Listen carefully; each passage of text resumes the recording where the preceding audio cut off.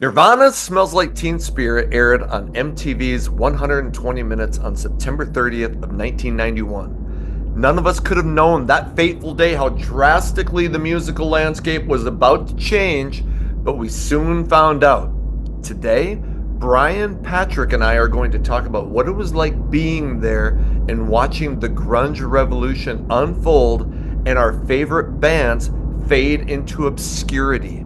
Next on the Hair Metal Guru. The hair metal guru from Warren to Crew. The hair metal guru. Never forget Charlie too. Welcome to the Hair Metal Guru. My name is Anthony. They call me the Guru. And yes, I got Brian from the Hairband Basement here, along with my good buddy Patrick, because we are going to tell you guys what it was like watching watching grunge come in and take over and take down our favorite bands, because I think we each have unique perspectives on that period in time. So with that, let's meet our guests. First, we got Brian from the Hairband Basement. Brian, and we just debuted his recording debut with the band City to City. Just published that video today. It's April 23rd, so it was awesome to see that. Brian, welcome back to the show. Thanks for having me on. Let me go through all my stuff. Like you said, I am the bassist of City to City, and we have our new single. That's weird saying that. And the Rat cover, so go definitely check that out. Also, I got a YouTube channel. Go check that out. Hairband Basement is now on YouTube. Got a few episodes up there already. Catch me on X, formerly known as Twitter, at HB Basement. Always talking music there. And I still got my Station Head show where I play the rarest of bands, the deepest of tracks, and the little known songs from the biggest named artists from before, during, and after the decade of decadence. Every Friday night at 8:30 on Station Head. Download the app, search Hairband Basement, rock out with your cocks out every Friday night. Brian, Patrick, and I are usually there every Friday night, hopping That's into true. the chat. It's been awesome, and love what you're doing with your YouTube channel. So please, Thank you. and I'll put the link to your channel in the description. So go Nice. subscribe to that. And we got Patrick, who has been on the channel frequently. Patrick is working on writing a book about Warrant. Super excited to for that to come out. Patrick, welcome back to the show. Oh, it's awesome to be back. I feel like such an asshole for wearing a Nine Inch Nails shirt, but You are. what I did. It's not the shirt, but go ahead. It's not the shirt, Yeah. it's the asshole. So, It's it's the that. other stuff. So, Yeah. But I like your Warrant background. So oh do shit, you have- and do you have any, like, how far along are we in the book process? Like what are the next steps that you got to take? Or I have to get a lot of releases. sure. And so I've been working on that, and it's pretty far along. I have two more people that I'd really really like to talk to, and Yep. I'm close on one of them. Should have happened today, but it didn't. Yep. And the other person is lined up. So Okay. Awesome. So, okay. Follow, and I'll put your guys' X accounts in there. Hey, follow me on X at Hair Metal Guru. And every Saturday, I host Hair Metal Mansion on Rock 101 KLOL from 6 to 8 Central Time. That link will be in the description. Please check that shit out. Also in the description, you'll see you can buy fucking Hair Metal Guru merch. I added zippered hoodies, regular hoodies, men's and women's t-shirts, so you can check that shit out. And yeah, so all that will be in the description. So we've been talking about doing this for a while, talking about what it was like watching grunge come in. Now I graduated in May of 1991. So in September of 1991, when Smells Like Teen Spirit started being played all over the radio, I had just moved into the dorms. You're with all these, and everybody's we're hanging out, drinking, and you're learning about what people like for music. And all of a sudden, so it was a really crazy time to be in college. So I'd like each of you to kind of go into a little bit of detail. My first question is, where were you, and what was going on in your life as you saw the grunge revolution happening? And let's start with Patrick. Like, what were you doing in 1991, or as you saw grunge come in? in 1991, I was in eighth grade. Sure. So Oh, you young bastard. I was what? You young bastard. Right. I'm 47, Brian. But I'm not. no, I was in eighth grade, and you know, I loved my hard rock. I lived in Portland, Oregon. Our local radio stations that we were listening to, you could listen to the pop station, which was the cool station to listen to. It was the one you heard on the bus, and it was playing Scorpion. At that time, it was playing Winds of Change. It was a ton. It was playing Diving for Pearls was getting played a lot, which was kind of weird. I Um, remember them. great record. Yeah. But the weird thing was the last day of school of eighth grade. I'll never forget. Um, somebody, there was a dance on the last day of school, like there often is at those in eighth grade, and somebody at the end of the dance put on "Smells Like Teen Spirit," and it was the first time I'd heard it. And I remember the gymnasium. It was a big public school, so there was a lot of kids. Just all these people knew it, and I didn't, and I felt like such a homer for it. And the next thing I knew, that whole summer, that's all you heard.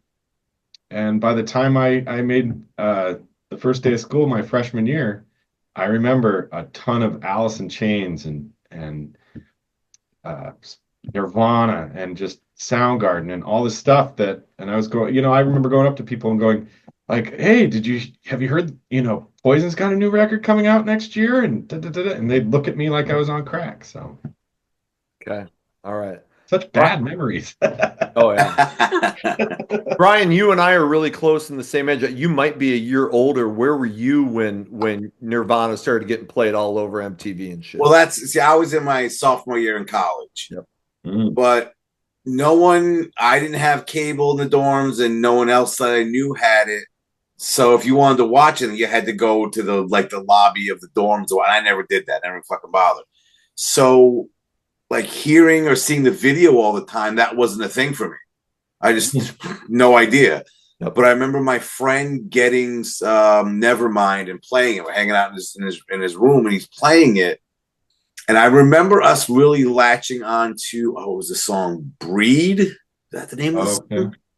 The man, that whatever that one. We're like, all right, that's pretty catchy. That's cool. The rest of the album, I really don't remember. Yep. Even to this day, that song and "Smells Like Teen Spirit," the only one I know, and the rest of the album, I have no clue what those songs are even about, what they sound like. But I never got this idea of, oh, there's change coming now. This is a different thing. I was still buying albums from the same bands I liked. I was still playing them in my dorm. I had other friends that had, varied music and stuff. A lot of my friends like stuff like the Grateful Dead. You had classic rock guys, all this stuff. So it wasn't like they're all flocking to grunge and playing grunge all the time. But I do remember about a year or so later, as grunge got bigger, people had albums like Dirt by Alice in Chains and 10 by Pearl Jam. The Temple of the Dog album was a big one. And then Stone Temple Pilots started coming in. So people started having that stuff. But I really didn't remember anyone being a huge grunge fan wearing flannel and running around going, yeah, fucking grunge is the best. So I was kind of cut off. My school's in the middle of nowhere. So the only radio stations we had was the college radio station and a country station that was locally there, in upstate New York. So it wasn't like we were hearing a lot of that. We weren't even listening to those stations a lot anyway. So it wasn't like we were bombarded with "Smells Like Teen Spirit" on the radio. This is weird, but when I got to this college, it's in Moorhead, Minnesota. Now it's called MSUM, Minnesota State University of Moorhead, or so whatever it is. Back when I went there, Moorhead State University, and I was on the news that September because that was the first year that they were putting cable into the dorms. So the news station actually came in and was like, "Oh, hey, here at this dorm they're putting in, all over MSU." So first I came from fucking bumfuck North Dakota, Leonard, North Dakota. There are 300 people in my hometown. You only had cable if you lived in town. I'd never seen cable TV. And then, so now I'm like, fucking A, I couldn't wait to watch MTV. So So That's yeah, right. The school just gave it to you for free. I think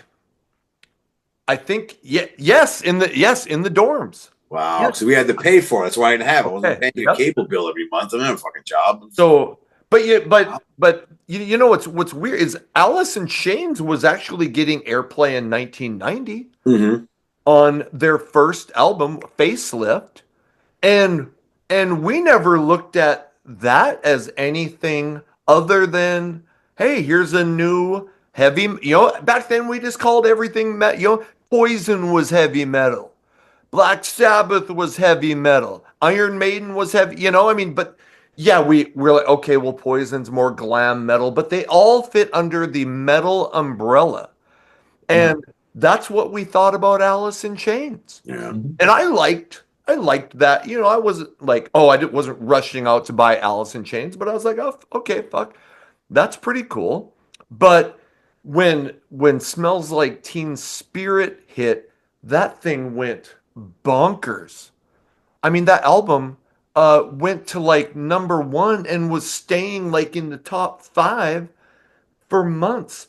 But I still don't remember it being like, I've said this before many times, probably to Brian. Like we always thought that it was just another form of metal. We Yeah. always thought it was going to coexist with our favorite bands. We never thought Poison and Warrant and all these bands were doomed when that came in.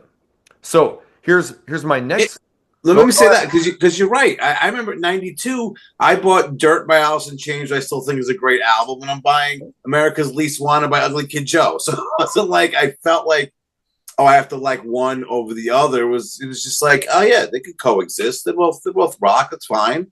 So I never really got into Nirvana. Nirvana was one I don't know, I never latched onto. I That don't. that was my next question is do you remember um Smells Like Teen Spirit blowing up on radio and MTV, and what were your thoughts of it, Patrick? I don't remember that Oh, because go I ahead. was again I was in college. It wasn't like I was Yeah. watching MTV all the time. Yep. But one thing I think like a lot of those bands I remember being on Headbangers Ball. So remember that summer, I'm back at home, got cable, you watch it every Saturday night, and you just like, all right, again, it was like, all right, these bands can coexist, not a big deal, whatever. They're on the same channel, and I'm sorry, same show. The other bands I liked before, I may not be into all of them, but it seems fine. All right. And Sure. then, yeah, all of a sudden it just became this rift where it was like, all right, hair metal's old, sweep them away. It's all about grunge now. Patrick, what did you think about, like, did you like Nirvana when it first came out? I have two distinct memories, and one of them I think will lead this discussion somewhere, is that I have a distinct memory of, you know, I talked in a previous video about how excited I was for the 91 MTV VMAs so I could see Prince and Poison, my Yeah. two favorites, right? Yep. Well, watching back in 91, it was a big deal when the VMAs were on. Mm-hmm. And when you went from 91, where you had Motley was there, Poison was there, all these other people were there that day. A year later, Aerosmith is the only real rock act at it. And then 92 comes, and there's no sight of any of them. And Nirvana's there, and in 91, the only other rock artist that was there was GNR. And that was the year of the infamous Axl and Kurt Cobain having words Yep. behind the scenes that led to Axl and Courtney Love going, hey Axl, we want you to be our kids, what was it, a godfather or whatever. And it kind of made Axl and GNR look silly. Yep. And so yes, I Oh, was remember. that the same VMA? I can't remember the bassist from Nirvana when he threw his bass in Yes, the air and he hit missed him in the head. himself in the head. Yeah. Yeah. Chris Novoselic. Novoselic, Yes, that's what I remember from that. And you're right. Wasn't a lot. It wasn't any rock bands. Yeah. No, But I and remember watching that going, what the heck? How do you do but I that? remember distinctly to your question of do I remember Teen Spirit getting huge? Oh God, yeah. Yeah. I remember when Smells Like Nirvana came out, by Yeah. Weird Al. And Mhm. that was the moment that you knew this is huge. Of course. This is absolutely massive because not only were you seeing Smells Like Teen Spirits, and then I think the second or third single was like Come As You Are or Lithium and all of those, but when those second and third singles were coming, now you had to listen to Smells Like Nirvana all the time. So it was like you're still listening to it. So it was everywhere. I Yeah, didn't remember. Kurt Cobain even say, we knew we made it big when Weird Al covered our Yeah. song? That was everywhere. I remember my roommate that first year was a guitar player, and he was from a little bumfuck North Dakota town like me, but he played guitar, and he was Metallica everything. He would have it on cassette, he would have it on CD. I remember when the Black Album came out, he bought the cassette singles, he bought the CD, he bought every version, and he actually was. I remember him having Saigon Kick, having Love Hate when I got to college. I didn't really, those bands weren't getting played on radio, so I didn't know. And so he was like, "Oh, you got to hear this, these bands." And I fucking got really into these bands. But he practiced his guitar a lot, and I started remembering. I remember coming in and start hearing that "Smells Like Teen Spirit," dan, dan, dan, dan, dan, dan, dan, and like, fuck. And he started gravitating. Was playing Alice in Chains, and he started. I don't. He always was a Metallica fan, but he was also one of those guys who was like Poison sucks, Mhm. right? When we got to college, and made fun. I had Tough. I was like, oh man, you got to hear this band Tough. He's like, Tough. Aren't those are like Poison clones? So he was making fun of me, but I do remember a lot. Like you'd go over to guys' dorms and you'd look at their CD collection, and it was all fucking glam rock. And then over the course of that year, walking into more and more dorms and hearing Pearl Jam and people talking about the bands. So I think Patrick, you kind of got in, like you started hearing "Smells Like Teen Spirit" all over the radio. Why do you guys think radio and MTV abandoned hair metal? I mean, was it? Some people talk about this big conspiracy, like there was this conspiracy, and they were like, "We're gonna get." Why do you think suddenly you had to choose, and they started abandoning these bands that we loved? There was a moment in time there, and I remember even feeling it again, talking about Patrick, who was in eighth grade at this time, right? So if you put yourself back in being in eighth grade and you turn on the radio, what was happening? You had the Gulf War, right? So you had a big giant, military thing happening. So some serious things were happening, and some fun was going away. Yep. And I think there had been so much, pomp and circumstance of the Warrants and the Poisons and the Motley Crues, and oh my God, look, we're always having a great time. And there was a subsection of the world of the population that wasn't having a good time. Yep. And I think that's a part of it, is I think that people got tired of, okay, this is phony at this point and it's manufactured at this point. And there was so much of it. There really was. I mean, maybe at the time, at our age, I shouldn't say our age. You guys are old fucks, but I'm at my age, at my youthful age, you know, All we right. there you weren't subjected to as much of it. It was all the whoever was on the radio, whoever was on MTV. And I started reading Metal Edge my freshman year of high school, which would have been 92. So I hadn't seen that stuff yet. So I wasn't listening to the deeper dark or the deeper, B and C and D league hair metal bands. I love them, but I wasn't at that point. So, that's why I was still into Prince, and I loved In Excess. I mean, I'm a diehard In Excess fan because they were always on the radio at that time. You So also like Milli Vanilli, so fuck you. Do you see he responded to us on X today? yes. Milli Vanilli responded to him on Twitter, Did he That's actually respond? Did he have someone else do it for him? or it was right. whoever runs the Milli Vanilli Yeah, fucking, exactly. and he was like, "Oh, we love hearing these stories about our music, and I wanted to It chime in ain't and go, yours. our music. Yeah, right. Sure, bro. Um, Brian, why do you think I MTV think, Radio yeah, I think abandoned? a big part of it. I mean, everyone says that. You even said it, Pat. That the hair metal market was flooded, Yeah, but I think every popular genre gets flooded eventually. I think what really changed it was that the people that were into hair metal aged out of it. They grew up, quote unquote, because usually your biggest consumers of music are people from teenagers, basically. Yep. yeah, So I was out of high school. Gru, you're out of high school. Yep. The kids in high school, they weren't going to gravitate to an older style of music right. that's been around for a few years. They latched onto grunge, kind of fresh-ish, but also it kind of speaks to teenagers because teenagers are miserable fucks. Right. And you have bands now saying, yeah, we're miserable too. We're writing songs about it. So you had kids latching onto that. Like I said, the hair metal fans kind of got older. They're not the demo anymore for music. And I think MTV and record companies kind of were like, yeah, let's go with this and make some money off of it. That's You made a great point. That if you think about if you were like Guru and yourself, where high school for you guys would have been what 4 years? 86 through 90 for 91 me. about. Exactly that point.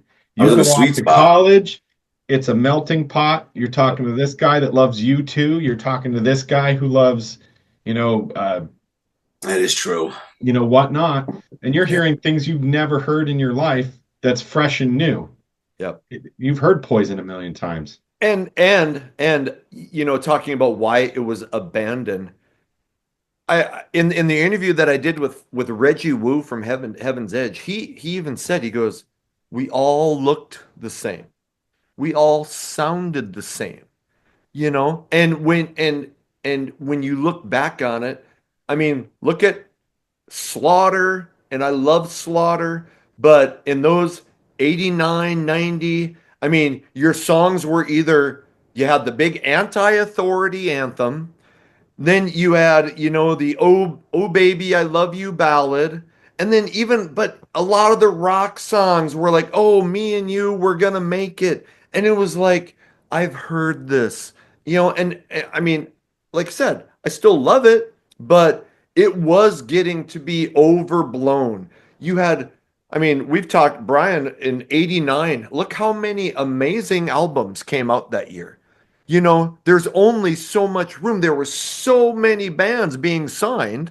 But look, yeah, I was going to add to that how many debut albums came Yeah, out. exactly. Yeah, that's the big point, Because Brian. Yeah. because when Poison and Cinderella and Bon Jovi all blew up in 86, all the record labels were like, go out and find me my Poison, my Cinderella, my Bon Jovi. So they get signed, they record their album and get everything ready. And all those albums from those bands that got signed came out in like 89. Yeah. So that's when the big and that happened to grunge too.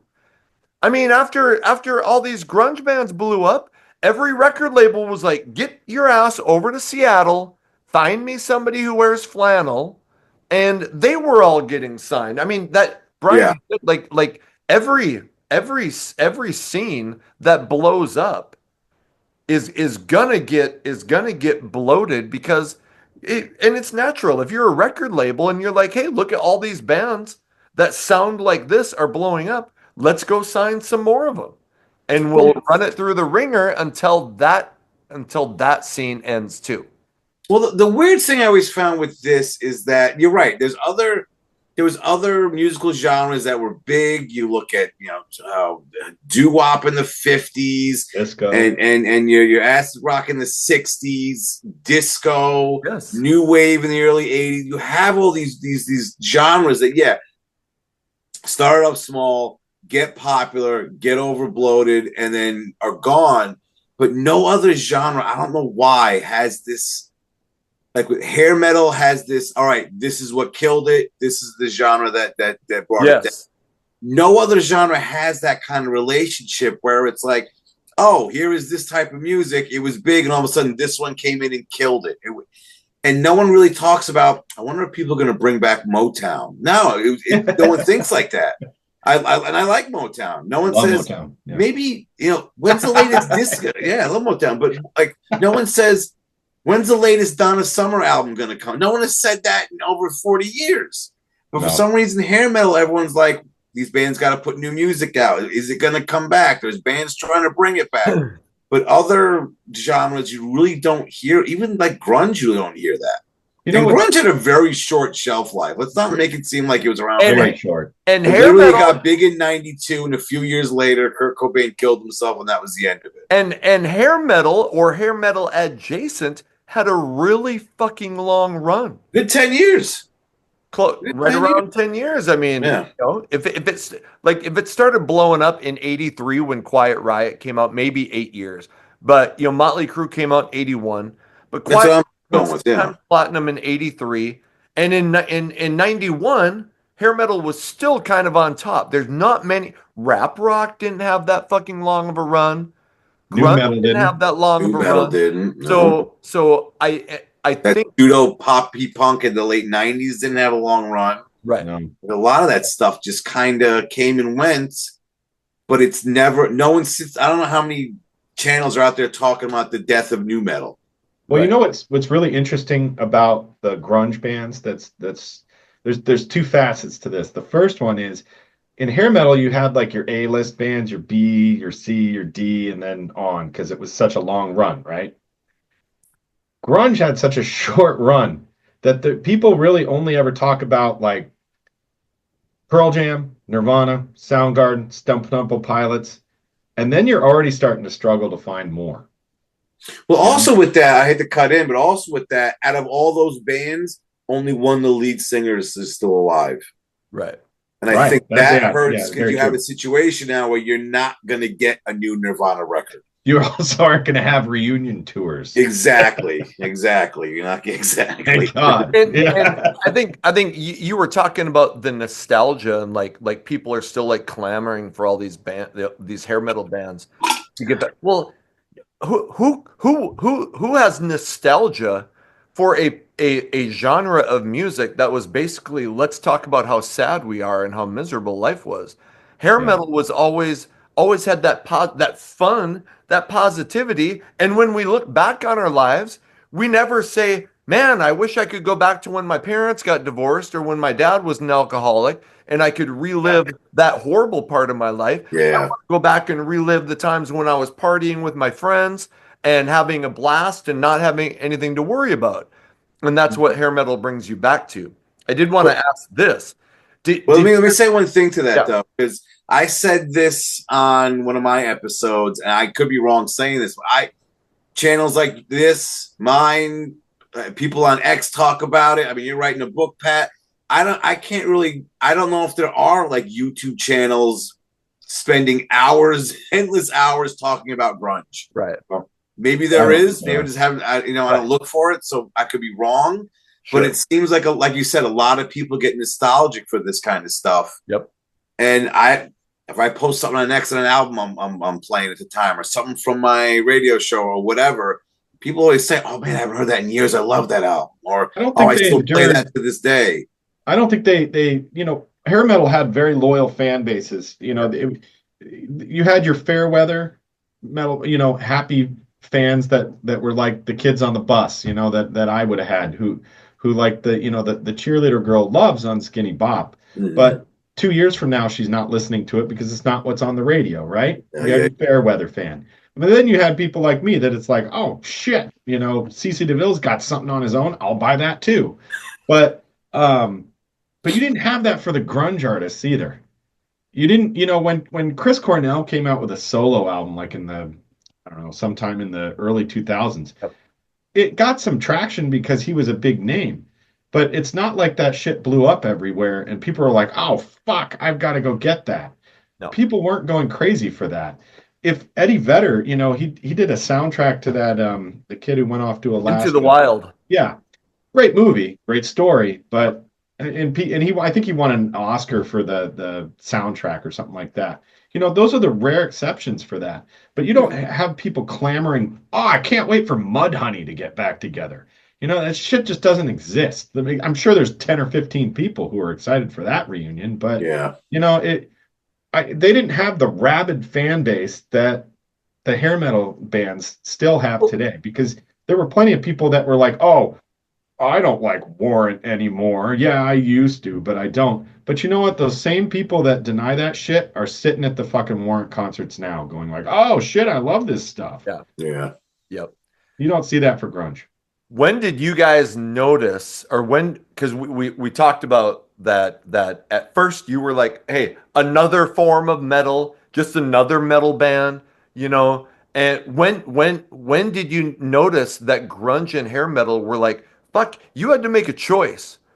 And I Um, started seeing like, so I'll give you there was a couple of guys that went to this high school that was close to where I went. When I was a senior, they were juniors, and they were like preppy.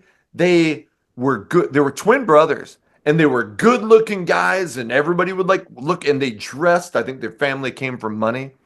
Then I went to college, and when the basketball tournaments were going on when I was at college, I went to them, and then I see these guys, and they had gone from preppy and clean shaven to all of a sudden they had long hair, they were wearing flannel, and it was like they just jumped with the times. And that's maybe off topic, but I had this vivid memory of these guys looking glam and then looking grunge.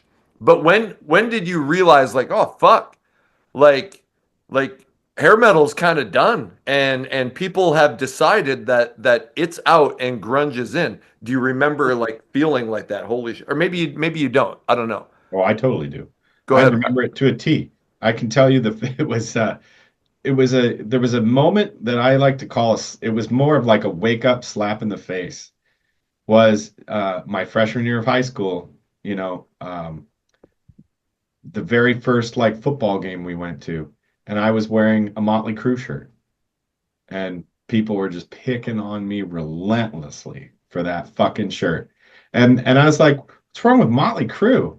I remember people in seventh and eighth grade dancing to fucking at school dances to fucking Without You, and being, like it was the most romantic, amazing song ever. I mean, this song's fucking shit, but Song sucks, but all right. I mean, there's one of us that loves the Pussy Ballads, and we all know who that is. But Yeah, it's the pussy, but go on. but it was That's stuff like that, or it was turning around to go. I remember in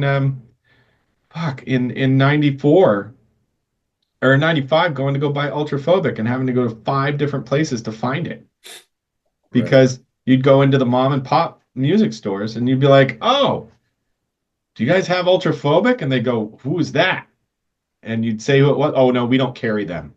Yeah. There was actual record stores saying we won't carry their material anymore, Mm, as if they had like, sinned in some yeah, way, like murdered they killed a their school bus puppy. of children. It was like really ridiculous. And that was there were Brian said it in the Motley Crue episode about there was a fine line. You're either on board or you're not. And with John or with Vince, it was the same way. You were either on board with grunge or you were an idiot, you know. Brian, what do you remember like when you had to make the choice, or when you saw I that? see. I don't remember ever personally having to make a choice, Right. but I remember a few instances where I knew the music I was into was not. I don't want to say not cool, Yeah. but definitely not popular, and not. I wasn't with it anymore. Totally. And I remember it wasn't grunge, but it was my last year at college, and a couple of other students at this party were talking about Dave Matthews Band, and they were at that point. They were kind of new. They blew. I think they stink. Oh, it's dreadful, boring, soupy dreck. But they were talking about it, and one of them made a joke like, "Oh, this new band, Dave Matthews." Like, ha ha, we all know about it. I'm thinking to myself, I have no idea what they even sound like, what their songs are. I couldn't name one of their albums. So then that's when I started feeling like, oh shit, maybe I'm not in touch with music like I used to be. Then maybe about a year later, early '96. I auditioned for a band, and after you play a couple of songs, you bullshit with the band, see if you gel with them. And one of them was like, "What kind of music you into?" And I go, "I like a lot of stuff." And like, what'd you listen to in the car? And at the time, I had Psychotic Supper from Tesla. I was playing Tesla, and they looked at me like, "The fuck you talking about? Who?" And that's when I was like, "Oh man, no one's listening to this stuff anymore. It's like this is a done deal." Oh But God, that yeah. was much later. I mean, that's a few years. That's a good year or so after Kurt Cobain killed himself. So Mhm. a I little, but I don't remember anything like where it was like this. I remember parties for a while. You put on Alice in Chains or something. No one was really putting on Warrant or Poison or anything like that. But I did start noticing because I was in college all those years, and naturally people, if you bought albums, you're like, hey, I got this. You guys want to listen to the new, and you'd buy Poison Native Tongue in '93. You'd buy Warrant Dog Eat Dog in '92, and you'd start getting that like you're still listening to that look. That's a mhm, better way to put it. You're yeah, still listening to that. Right. You haven't changed with everybody else. And I think where I really started to notice is in the past it always felt like if you were part of the rock genre, like you always saluted the people who came before you. People, the 80s hair bands would, oh, Kiss, AC/DC, Aerosmith. It wasn't, and so like when grunge came in, it's not it's you know they would say like, oh, we love Black Sabbath, we love this, but then they started like openly just hating fucking hair metal and shitting on it in interviews, and you were like, wait a minute, you shouldn't do that to these people who came before. But that's when I started going, well, fuck. These guys are the biggest bands in the world, and they're talking shit about my favorite kind of music. And I'll just say that's where I started to hate them. I was like okay with. I mean, I wasn't out buying Nirvana and Alice in Chains, but when people played it in the dorms or wherever we were in college, I wasn't pissed. But I started to get pissed when they started to make that change. And I'll just throw one more thing as far as when you had to make the change is when Beavis and Butthead came out. yeah, Yeah. yeah. And Stewart, it wasn't that Stewart liked Winger or those bands. It was telling everybody that you are like Stewart if you like these bands. And even though Beavis and Butthead were idiots, they were still funny and kind of cool in a way. So if you were cool, you liked Metallica and you liked AC/DC, and there was nothing wrong with that. But if you liked Winger or bands like Winger, you were a fucking dildo. You were a Yeah. nerd. Mhm, And It yeah. that was was it the was general also perception. it was also really aggravating that you were saying how Beavis and Butthead were fools, it's like it was known that they were stupid, Yes. but people were still taking what they had to say as if it was the rule of God. Yep. Yeah. And Yep. it really Well, was. who was doing that? Teenagers, young Yeah. teenagers. They're the ones that were doing it. They were like, all right, so if you were in eighth, ninth grade, you were latching on to what those guys said and took it as the word of gospel. To I the point where remember kids are doing stupid shit and hurting themselves, imitating these dumb cartoon morons on They're playing frog TV. baseball. Yeah. I Yeah, remember when Beavis and Butthead, when they showed White Zombie Oh Thunder yeah. Kid 65, them talking about how good it was on Beavis and Butthead blew that band up. yeah. Oh yeah. They had power fucking galore. Mm-hmm. And you hear an interview with Reb Beach where he talks about when Beavis and Butthead came out, like, boom, like we were over, like our tour was canceled. It was like we were fucking done pronto when that shit happened. Yeah. Yeah, they Yeah. were dropped pretty quick from their Yes. late from Yes. Atlantic. Yeah. So okay, so now we kind of talked about a little bit about like what it was like seeing that the change But let me happen. add to something else to that because I think part of the problem, one of the reasons why really, I mean, some grunge bands I still like. I like Stone Temple Pilots, Alice in Chains, and Soundgarden.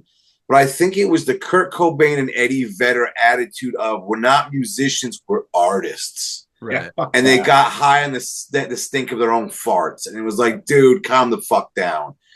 Sorry, Kurt, but maybe I guess a semi decent writer, but your voice sucks and you can't play guitar for shit. But Right. they went to their fucking heads. And Yep. it was like, oh, one of the reasons why Kurt Cobain killed himself because he was so upset that his art went commercial and blah, blah, blah. Bullshit. No, it wasn't. No, it wasn't. I remember when he killed himself, someone even said to me, oh, he was like a poet. Like, get the fuck over yourself. Like, no, he wasn't. No, he wasn't. And I think that kind of went to their heads where they thought they were better than they really were. And then, yeah, if you think you're better than everyone, you're going to trash talk the people that were around before you.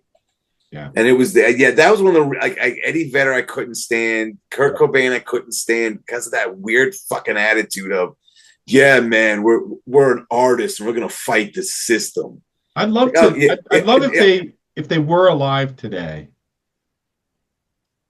or if you could communicate with them wherever they are now. I would love to hear how they would feel 30 years later looking back at their own behavior.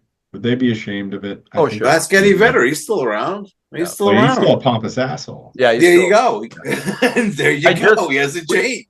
We just now I can't even remember who was in it, but we talked about things that hair metal things that pissed us off or things That grinds my gears. Brian, and I like, like there was a recent interview with Eddie Vedder, and I won't because I already talked about it, but where he shit on hair metal and he talked about how grunge was so real and hair metal bullshit. was so fake, and it was and which was such a load of shit. And I just made the claim that, grunge could never talk about a good time or being happy. They could only talk about being miserable. And I was like, hair metal, in my opinion, was much more real because they could talk about their heart being broken and talk about screwing chicks and partying and talk about the darker side of life as well, which to me was more real than grunge ever was. But And I think that's what grunge did. They pigeonholed themselves into being totally. a life is miserable. That's what we sing Totally. about now, you know? So now we grunge has exploded. We've talked about that. How do you guys feel about how your favorite bands reacted to it? Like were you like, fuck man, they fucked up? Or do you understand the directions that they went? How do you feel about that? I think I think certain people did it right. Yep. But I think up front it took years to figure out that they did it right because on the surface it didn't feel right at first. Sure. I think Warrant handled it fantastic. I'm biased as hell on that. Yep. But I think they handled it fantastic because nobody heard Ultraphobic the first time and went, "Oh my God, it's brilliant." Right. But with time, that record and Belly to Belly, I think were the perfect records to make at that time. Bobby Borg talked about it on your channel about we had no limitations. We weren't trying to make a hit. We just went in and made music and it worked. But then you have a band like Wildside, or you have a band like Dokken when they made Shadow Life. It's like following in people's footsteps who you don't even know the first thing about the type of music they're trying to make. It's bound for failure, and the desperation that it reeked of made it even worse. But I don't think it's something. What do you do as a musician? That's how you make your money. And if you try something that keeps up with the times, you're going to fail at it. And you do something that's out of date, you're going to fail at that as well. What's the option at that point? Yeah, there were a few bands that are able to do it, but those albums didn't sell millions. No, they didn't sell. But Warrant- Brian, my answer to that would be the option is to hopefully do what you always did was write the music that you wanted to make. I And get that, whether but that it's wasn't sold- working. Of course not. Well. Of course not. And I mean, most of those bands could have written, Sergeant Pepper's Lonely Hearts Club Band Part 2, and it wasn't going to sell. But like, yes, I feel like on Warrant's Dog Eat Dog, I felt like that was the right progression. where Wild Side went on Under the Influence, a little bit darker. They did some darker themes, but it didn't abandon completely where they went musical. So my opinion is I understood the lyric change. Like I was done with "Oh baby, it's me and you and we're going to make it," and higher higher till we're on fire, and we're our love is going to rise above all. I was ready to be done with that shit. So where I think they should have gone is maybe a little bit tougher musically, not grunge, but change it up lyrically. Yeah. Add some more serious. And Warren did that on Cherry Pie. Tough Uncle did it Tom's real well. Cabin. I Yeah. Tough did it Saw real Red. well on the second album. What's that? It said Tough did it really well on the second Tough album. on the second album. But I think the problem with that was you can write the next Nevermind, Of course. be the same exact, not same exact, but something on that level. But you have the label of Poison, Warrant, Yep. Skid Row, and it was like a scarlet letter on you, and you were not going to go anywhere. I remember in the early 2000s, Bullet Boys was on Eddie Trunk's show, and they released a song. To this day, I can't remember the name of the song. It was a really good song, but it had a commercial sound to it. And Eddie Trunk was like, "This song could be big. Why'd you guys go with Bullet Boys? Because if you renamed yourselves, this would be a hit on the radio." And they were just like, "Well, that's who we are. We're not going to change our name." So we kept the name. But again, even then, if you were already labeled as a hair metal band, you can write the next Stairway to Heaven, or Zeppelin did, rip it off from someone else, and just no one was going to buy it. No one was going to listen to it. You weren't going to get the time of day from any record companies or radio stations or MTV. They The had bands this didn't permanent know. label on them. The bands didn't know. So they were like, "Fuck! If this what is popular, I'm going to try." Maybe not completely go grunge, though some albums did. Mm-hmm. But you're right. I mean, you're like, "Fuck! I want to stay on top. I don't want to go back to being a club band." And if this is what they didn't know that if they tried grunge, people were just going to shit on it. And even though we love some of those grunge, and I still, Ultraphobic to me is a Warrant grunge album. It really is. But I fucking love it. Mm-hmm. So, You know who did it really well and stayed true to who they were, and they had chart success because of it? Firehouse. Now, I didn't think the 3 album was all that great, but they had a top 40 hit in 1995. Right, but it was still a ballad that It was a ballad, but saying they stayed true to who they were. You're true. You're exactly right. Exactly. Bon Jovi right. stayed true to who they were in 94. Always was a huge hit. And I think, every scene has a couple that live on. Right. Bon Jovi kind of lived on, Def Leppard, even though slang, I mean, they stayed big. In grunge, I mean, Pearl Jam is still a fairly big band, I think. I think what Pearl Jam has is very unique. It's very Right. Grateful Dead. Sure. They have like a rabid following that travels city to city with them. Totally. And that's a real unique thing. City to City. Totally. Yeah. City to city. Check out City to City. I'll take city to city Give any yourself day. away. Yeah. The latest single. I got a couple more things for us to discuss. So, we've talked about the rise and fall. So, how did you feel when grunge started going out of favor? Like, was there like, good, take that, fuckers? Like, look what you did this to, or do you remember what it was like when you're like, shit, that new Soundgarden album fucking didn't do very well, and then you started having rap rock come in. Like, what was it like when you saw grunge? What happened to hair metal started happening to grunge? I remember being at my friend Brandon's house when it was on MTV News that Soundgarden broke up. And I looked at him and I said, "That's one down, 4 or 5 more to go." I felt, and he looked at me and he was just like, "Oh, I fucking love Soundgarden." I never liked Soundgarden, but I did take it personally because everybody's entitled to love the music they love. Like Brian hit me with in the Motley Crue episode. He said, of course there's people who love Generation Swine, you know? So e- every genre of music, every artist has rabid fans, but it was so personal the way that people attacked the music we loved. Hmm. Like there was something wrong with us for liking it, Yes. you know? Whereas if you liked, country music, people were just like, oh, they just like country. But you like hair metal? Like, what the fuck is wrong with you? So yeah, I I was think it pretty still gets that stigma on it. It still yeah. has that. I was pretty fucking jazzed when the grunge bands were failing. And even though hair metal was huge, it was still like never really socially acceptable. Like Hmm. parents fucking hated it. They hated the way they dressed. They hated the way they looked.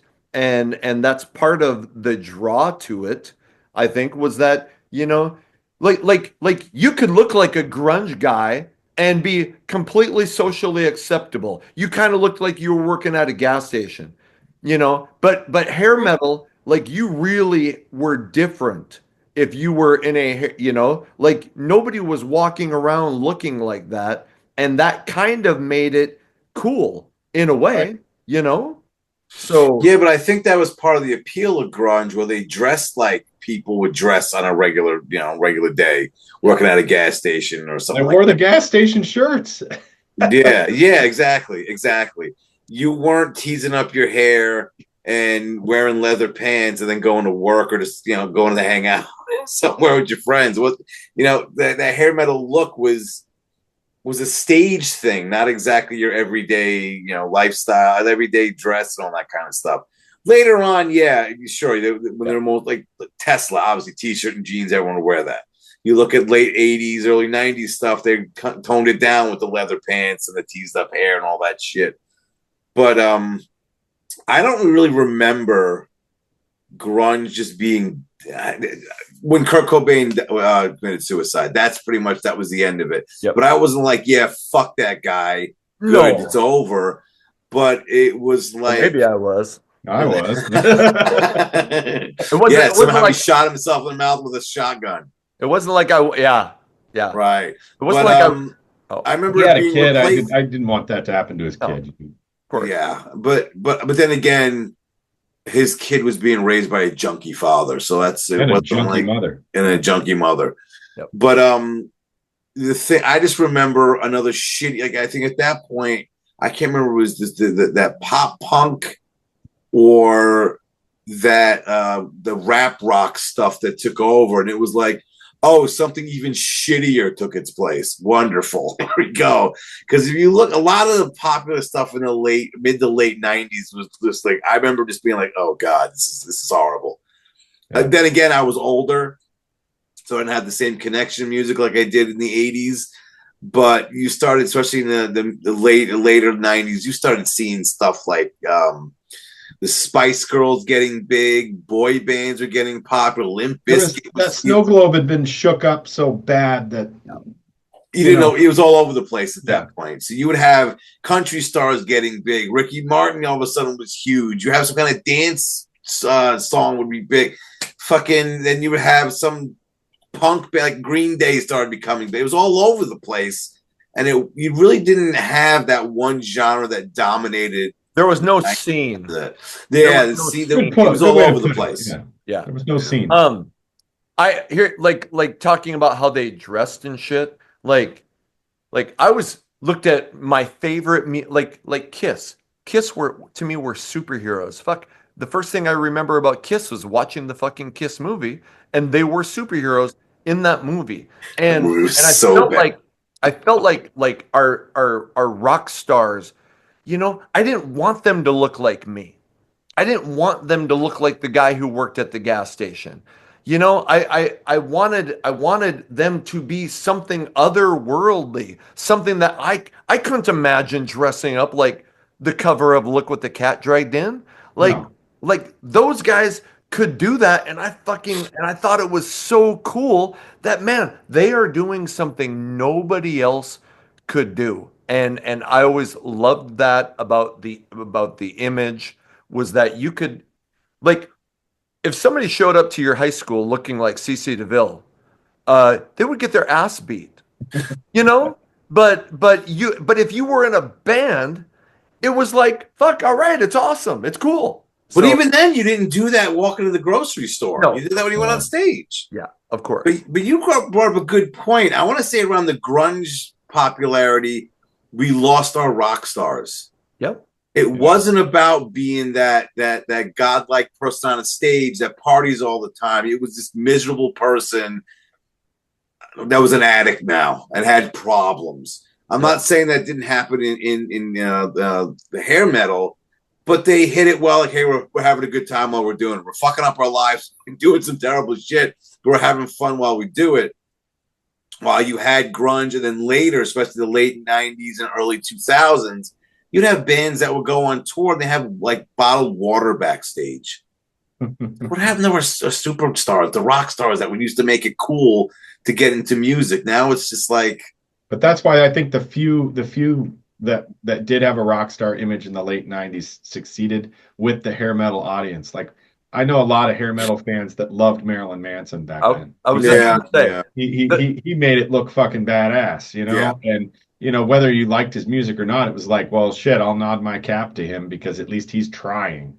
You know, and, and and Janie Lane had a remark. I remember right on after Belly to Belly came out, and they went on tour with Alice Cooper, Doc, and Slaughter, yep, and he went right out and went, no, I'm putting my makeup back on and I'm going back out there and I'm glam as fuck. yep, And you know, the rest of the band had like glittery shirts and shit. And it was like, you know what? At least somebody's flying the fucking flag. yeah, yeah. right.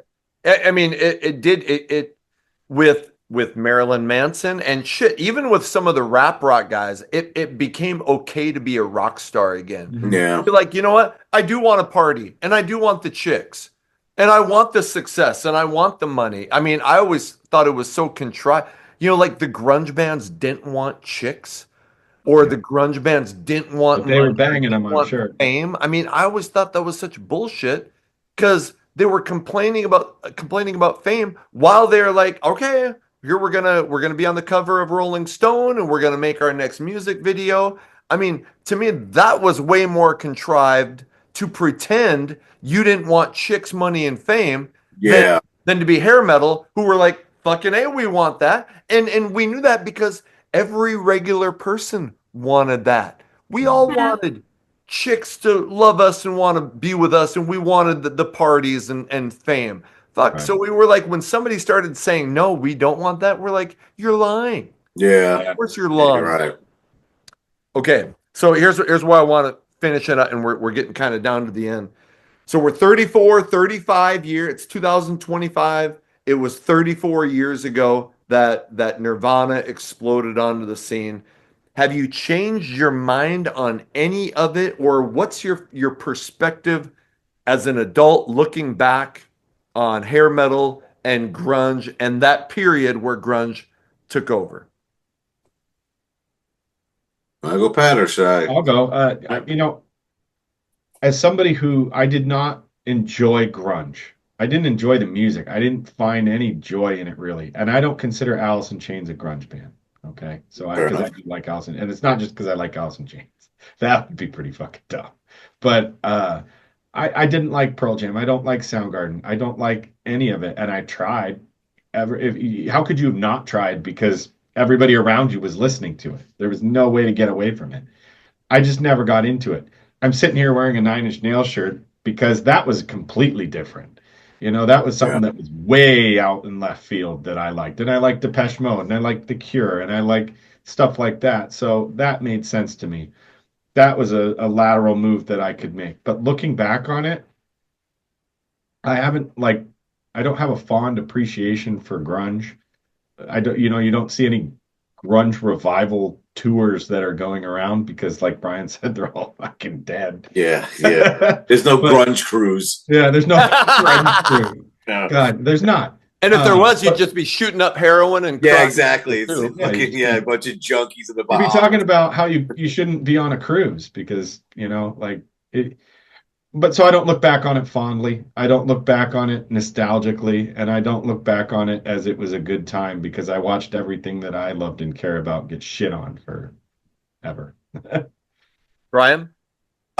There's some bands that were considered grunge that I will still listen to, like Alice in Chains. I'll still listen to Stone Temple Pilots and Soundgarden. Nirvana couldn't be bothered with. Just never got into them, never latched onto it. And I know I have the Day 10 by Pearl Jam. I can't remember the last time I listened to it. It's just I have no interest in it. But the thing is now, if you happen to put on a classic rock station, all that shit doesn't matter. You'll hear Stairway to Heaven by Led Zeppelin, followed by Welcome to the Jungle by Guns N' Roses, with Pearl Jam playing Alive. Then you'll hear Every Rose Has Its Thorn by Poison, and then Smells Like Teen Spirit by fucking Nirvana, and all that didn't matter. It's all classic rock now because it's so old and it's all thrown out there together now. When you go to look the back public at it, you're like, school, why the divide? Who gives a shit?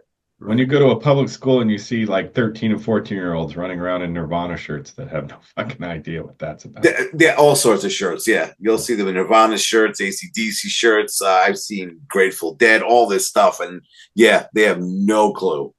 That's because rap artists don't have cool logos and shit. No. That's why they have to latch on those things. Back back in the day, there was a loyalty, and if you like if you were a rocker, you did like we used to shit on pop music, even though secretly we probably liked it. Mhm. Pop music, ooh, fucking balloons. We used to shit on it, but because you were like, I'm a rocker and I'm loyal to this kind of music. And nowadays, like Brian teaches, I taught for 12 years. There's like guys will openly talk about liking like fucking dance music and shit, and they'd be talking about it in class, and I'd be like, hey, be careful, like other people can hear you. And they're like, what are you talking about? I'm like, you can just talk about liking like freaking pansy pop stuff.